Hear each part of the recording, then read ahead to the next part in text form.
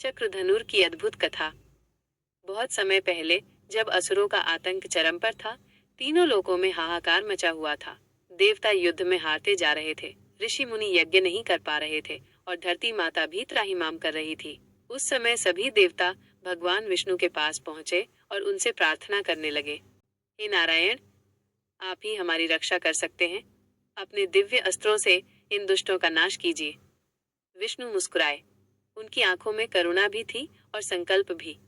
उन्होंने अपने दाहिने हाथ से सुदर्शन चक्र को उठाया और दूसरे हाथ में धनुष धारण किया। उस दिव्य स्वरूप में वे चक्र धनुर्धारी विष्णु कहलाए।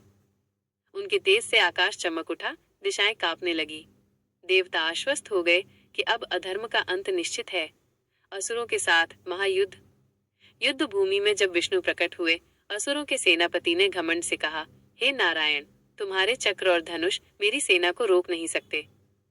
लेकिन जैसे ही भगवान ने धनुष की प्रत्यंचा खींची, उससे निकला बाण बिजली की तरह आकाश में चमका और असुरों की सेना में हाहाकार मचा दिया।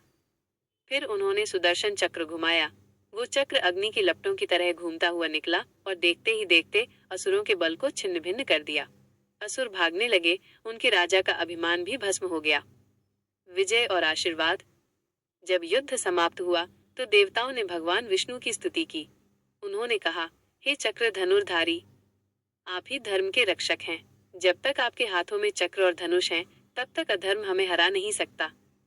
भगवान विष्णु ने मुस्कुराकर आशीर्वाद दिया, जो भी श्रद्धा से मेरे इस रूप की पूजा करेगा, उसे जीवन में किसी भी संकट से डरने की आवश्यकता नहीं होगी। मेरे चक्र की तरह उसके सभी संकट कट दिए जाएंगे और मेरे धनुष की तरह उसका संकल्प अटूट रहेगा। इसलिए मंदिरों में आज भी चक्र धनुर विष्णु की मूर्ति मिलती है। ये रूप हमें ये संदेश देता है, ज्ञान का चक्र अंधकार और अज्ञान को काट देता है। साहस का धनुष हमें धर्म की ओर अग्रसर करता है। और यही कारण है कि इस मूर्ति को देखकर भक्त रोमांच से भर जाते हैं, मानो स्वयं भगवान विष्णु युद्ध के लिए तैयार हों। लेकिन क्या आपने कभी सोचा है कि उस युद्ध के बाद जब शांति लौट आई, तो भगवान विष्णु ने अपने चक्र और धनुष को कहाँ रखा होगा?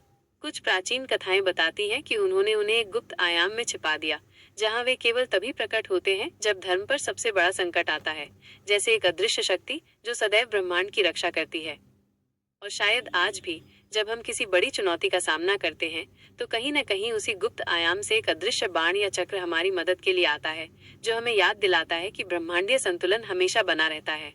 अगर आप कहानी का अगला अध्याय जानना चाहते हैं, तो हमें कमेंट में लिखकर बताएं।